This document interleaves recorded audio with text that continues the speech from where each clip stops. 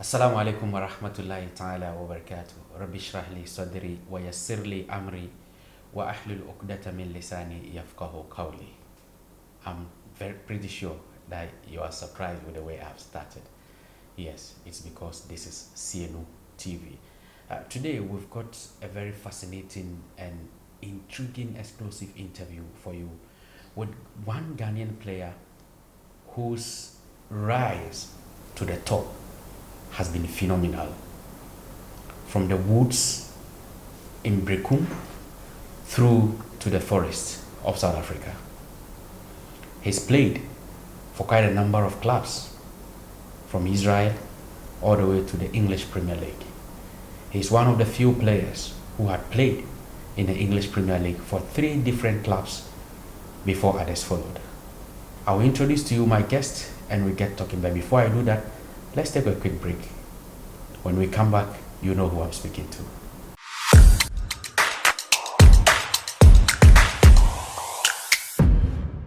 From 2006 through to 2013, he was a player for the Black Stars. He's one player who has seen it all when it comes to the national team. He's played quite a number of games.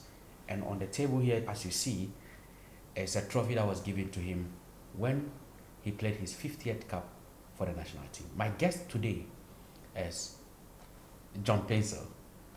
John, good morning. Afishiapa. I've been commenting. You're welcome home. Yeah, thank you, Yeah. and thanks for your time. You're welcome. It's been up and down trying to get you. You're quite a busy person, but we are so grateful for your time. Thank you once again. Before we even go into knowing a lot about your football career in the English Premier League, you started playing football in Berekum. All that we know is that we played for Berekum Arsenals. How did they start in Berekum? Thank you very much, and Afishiapa to everybody. We thank God, Allah, for bringing us this far. Yeah, I started from Berekum Arsenals, and actually, let me begin to say, I was the architect. I'm the architect of Berekum Arsenals. Oh, okay. Yes, so there was no Berekum Arsenals until I got to the city, the town called Berekum.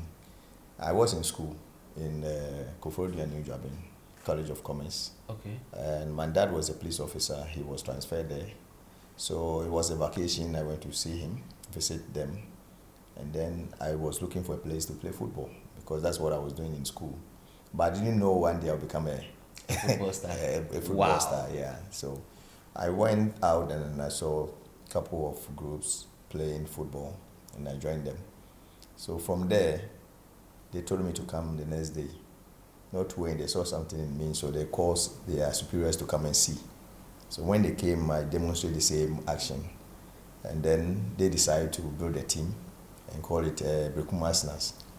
Why Berekum Arsenals? Because they used to have a friend who loved Arsenals in England, who lives also in England. Oh, okay. So he will be providing the jerseys from there, so they won't have a problem. So they spoke to him and they said, oh, okay, then he's in. Now they start calling the young boys who want to play football to come around. So that particular week, they organized a friendly match against BA United, which I dribble the goalkeeper and score. So at the Berekum Coordination Park. So since there, they said no, now they have a team. And I told them I don't live in Berekum, but I'm schooling in Koforidua. And they said, okay, no problem. So that was where Berekum Arsenal became Berekum Arsenals. Okay, so the actual formation of Berekum Arsenals is because you went to Berekum. Had it not been that, Berekum Arsenal wouldn't have been existing. Exactly. So then you should be so attached to the club that now that the club has been relegated from the Premier League and playing in the I think the Division 2 league now. Yeah. How does it feel for you? Somebody who started something and now the club is struggling down there. Sometimes my heart bleed a lot because, you know, we are in a country that people don't appreciate. Okay, I wouldn't sit here on television and then speak about Berekum Arsenal because it's the team that made me who I am. And I'll be always grateful to Berekum Arsenal, the name of the team, and also Fangai, who God has called him. May his soul continue to rest in peace. And was it Ariman, who is still alive? Kwame Otem, may his soul rest in peace. These are the people who make sure Berekum Arsenal become Berekum Arsenal. These boys were not doing any business that will fetch them money to cater for the team. Some were a bus conductor, and one was a bicycle repairer. Wow. And one was a how do you say, Nankwasil? Okay. A butcher, somebody. Butcher, yeah. yes. So these three guys were the people who make sure that Berekum Arsenal become Berekum Arsenal. Contribute with the small money they will have, and then rent a bus, take the bus for us to go to Nswatre, Sunyani, to play friendly match, to put the team together. Anytime I'm in town, they are the same people who came to my parents and said, John is in Eastern region, it's far for us. We want to bring John to Berekum Presec so that we will pay his school fees and play for the team. Wow. So they did that. So we play from 3rd division, 2nd division, 1st division, then we qualified the team. So when we qualified the team to 1st division, there was no money because 1st division was a tough one. So at what point in your playing career did you realize that I can play football? I have to push for it now, because from the onset, you were not like thinking of becoming a professional footballer. No, not at all. The line.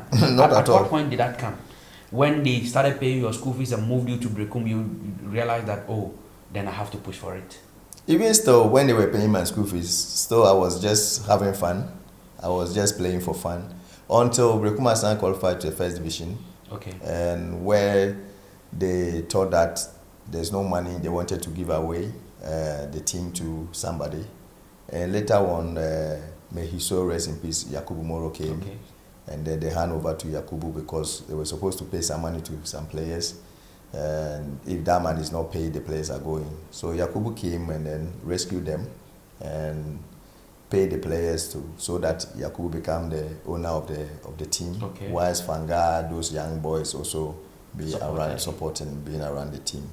So I think there was a friendly match that we played against National Under 20. Led by, may his soul rest in peace, Ike Afrani. Mm-hmm. So that is where I saw that no, I can play to the highest level, because I did a very good job as a striker. I was playing as a striker, and the Under 20 were leading 1-0. Last minute, I took the ball from the center, and then I dribbled through, take everybody on, and place the ball to the far corner. So it was 1-1. Wow. And then after the game, Coach Afrani approached Yakubu and asked him to send me to Winneba the following day. Yeah. So that's where I saw that no, I think I have a chance, and if I be serious, if I become serious, I can do it to the highest level. Oh, okay. So it's like it was destiny. You moved from Koforidia to Berekum just to visit your family, and your future of becoming a footballer was defined there. Your movement from Berekum to Accra to join the national team, and where you kept pushing your career, was a bit quick. How did that happen in that space? I think it was very fast. Even up to now, some of my schoolmates don't believe it, because it was supposed to finish senior secondary school the year 2000. And 2000, already 2000, I was in the national under 20, pushing for Ethiopia under 20 Cup of Nations. So when they saw me in the newspaper and the TV and the name, they didn't believe it was me. They thought it was maybe different John Paintsil. So, I mean, I would say it was a quick transition from Berekum Arsenal to national under 20. The following year, I was part of the squad that represented Ghana for the World Cup 2001. Wow. in Argentina. And then I played all the game throughout. Yeah, I saw it. And I went as a striker. And then I think a day before our last final match in Germany, my position was swapped to a defender. So defense, I also kept my discipline and then listening to the coach. Then I did what he wanted me to do. I am learning something from this. Maybe the current generation of players will also pick it up. You moved to Berekum. You didn't know you were going to play football. Then people saw football in you. They encouraged you and they pushed you and you accepted it. Then you moved to the national team. You played for the national team as a striker. A day to the tournament, you were moved to a defender. Right. You accepted it. Yeah. And you kept playing, and that has made you who you are today. Exactly. How do you define that, as was it tactical discipline or, respect for leadership? I think tactical discipline is the key. That's what you've mentioned, because if the coach wants you to do number one, you do number one, then the rest will follow. So if the coach is giving instruction when the ball is not the left, come inside to be the last man, so that when the ball is cut across, you'll be able to attack the ball or get the ball. So the ball went to the right side, and then I decided to stand where? The same position as left. Yeah. That means I'm being tactical discipline. Yeah. So tactical discipline is when you take your position, you take instructions from the coach, you do the right things. Every coach wants to see players who are doing what they want them to do on the field. So I think tactical discipline was the one that pushed Before me. the team, the national under-20 team left for Ethiopia for the under-20 African Cup of Nations, before going to Argentina, how was the transition for you from home to joining the national team, and what were some of the challenges you encountered? It was a big challenge because my first time going to airport and then taking a flight to Ethiopia and eating food that I've never seen before in the flight, and it was difficult. I mean, I even ate something in the flight that makes my ear ache me throughout the journey. Oh, okay. And even when I got to Ethiopia too, first time experience the weather that was a high altitude and all. So it was difficult. When I ran small, I was the condition man. I can run without getting tired. But when I got to Ethiopia, I got out from the bus, go to the field, I sprint like 3 seconds, I was already tired. Wow. So I said, what is this? What kind of weather is this? And then I feel that my chest was pain. I was feeling the peppering. It was hot. So that was some of the challenges that I encountered when I had my first trip with the national under-20 to Ethiopia. What is the most memorable, life experience ahead of you getting into the national team that you will never forget and you want to share with Ghanaians? Wow, that's a deep one. I remember when I find myself in Accra New Town, when Afrani was preparing the team.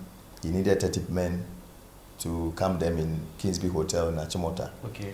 So when the list came, it was about 60 players. So we have to justify in Accra Sports Stadium every morning. It start at 6:30 and then finish at 9. So I came to Accra. When I was in Berekum, Kofodia, I keep hearing some of my mates, they are from Accra New Town. Yeah. So New Town was the only place that I have heard in Accra. So even if I was going to Kasua, I must find myself in New Town and then also settle there before I move.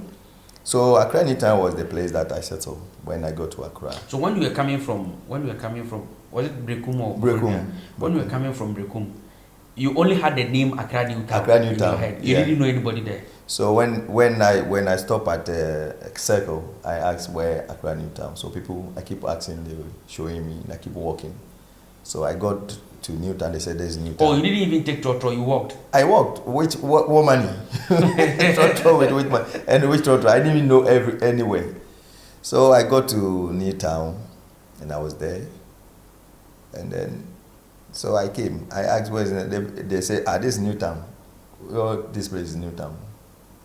So I said, wow, I have come. So I need to settle. So there was one Lotto kiosk that I spotted. So I said, okay, I have to wait. When this man closes, I will go and enter and sleep there. Then the following day, I have to jog to Accra Sports Stadium. But how? Where?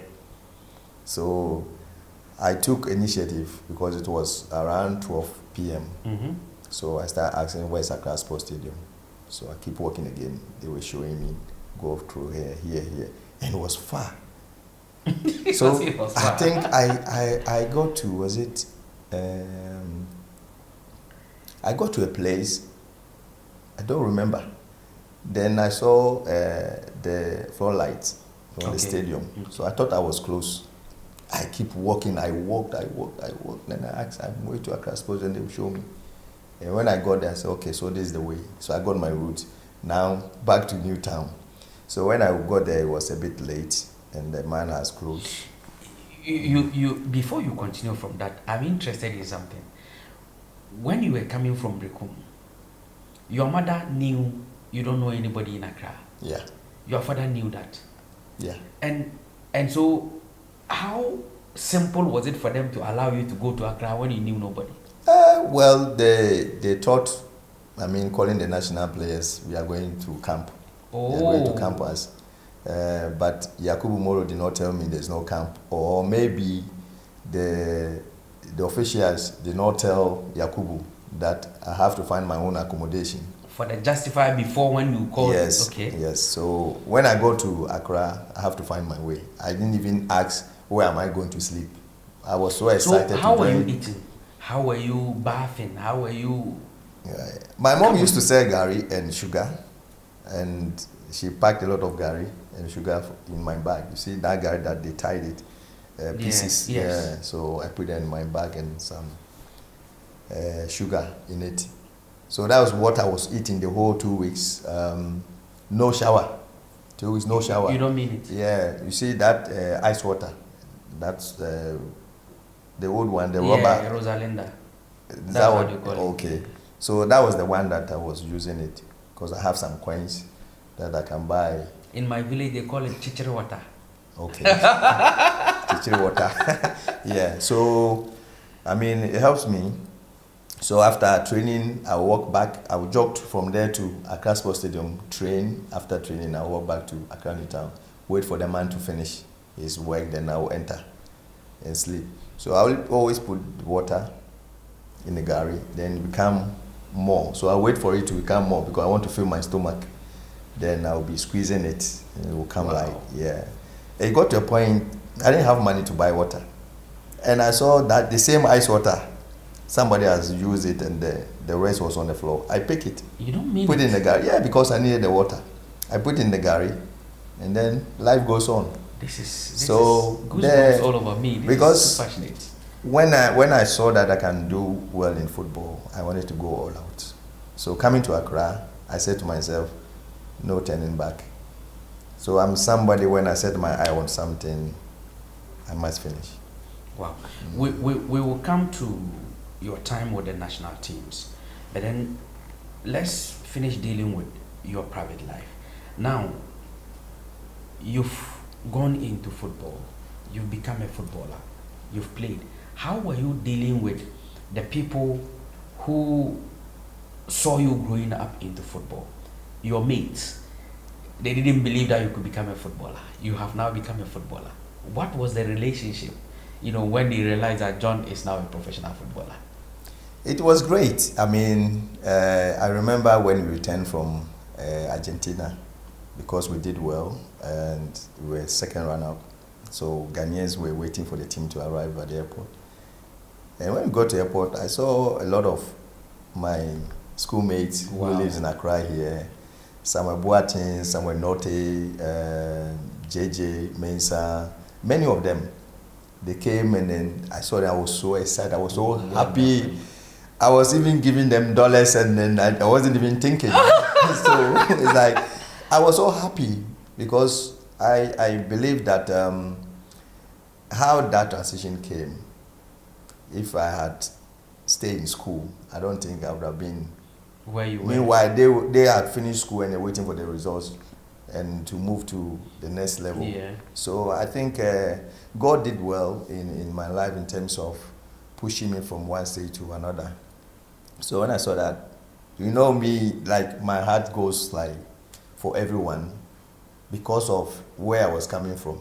Somebody told me that John, they know or chase cow, but we were not lucky to come at that south.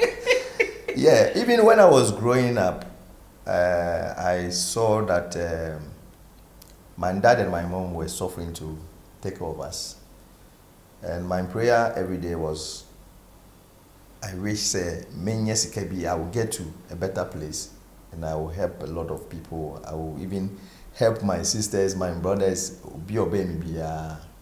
and I was able to do that to my capacity. Mm-hmm. Yeah, and which today I sit down and I feel like, yeah, I'm proud of what I've done. And you won't even have any of my siblings, maybe more Ghana. Like now that I've retired, they'll come to me and say, bro, nyamamu yo. But they rather call me and ask me if I need something. So I think growing up, you should know that whatever you put down will grow up for you to enjoy it in future. So having a good heart and then soft heart for people, it's very, very good. So because your father was a policeman, were you growing with the mindset that when I grow up, I'll also become a policeman? It's like you knew. Oh, I really? was admiring my father's work and the way he dressed, the tucking, he put his hat on. He was a chief inspector. And the way he talked to people, he was a disciplined man, respectful, people respect him. I said, when I finish school, I want to become a police officer. But when football thing came, I forgot about the police thing totally. Mm-hmm. Yeah, so this is how I think life is. You have your ambitions, and then let's say no ambitions, your talent, what God has given you will always come out. Yeah, you seeing a child growing up so good when it comes to academic level, and the child will grow up and become a footballer, musician, other things. You won't believe it. So for me, I use myself as an example and then allow my kids to grow, and then whatever comes for them to take, I only have to guide them. Yeah, but definitely what is for them will always come out. Now let's come to your time with the national team. If you are just connecting, this is CNO TV and we are having an exclusive interview with former Ghana international who is now a coach, John Paintsil. He's played for 3 different clubs in the English Premier League: Fulham, West Ham United, and then Leicester City.